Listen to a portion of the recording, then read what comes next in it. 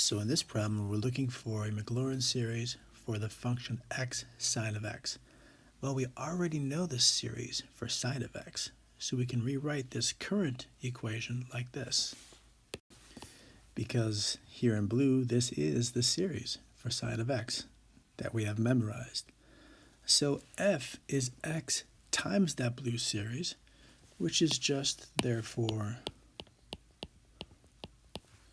x squared minus x to the fourth over 3 factorial plus x times that, which is x to the 6th over 5 factorial, and onward.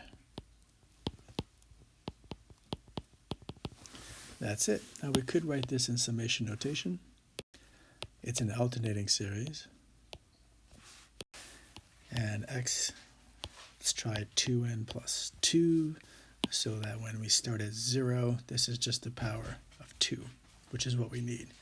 And when n is 1, then we have the power of 4, which is what we need. What about the denominator? Well, the denominator needs to be odd numbers factorial, and so odd number factorials are even numbers, and then plus or minus 1.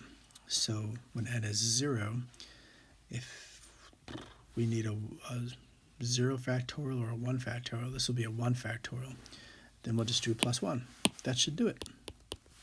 Right, so if n was 1, we'd have 2 times 1, which is 2, plus 1, which is 3, so 3 factorial.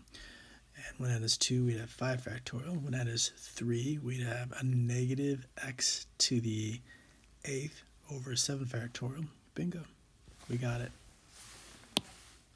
Here's the series for f, both in expanded form and in summation notation.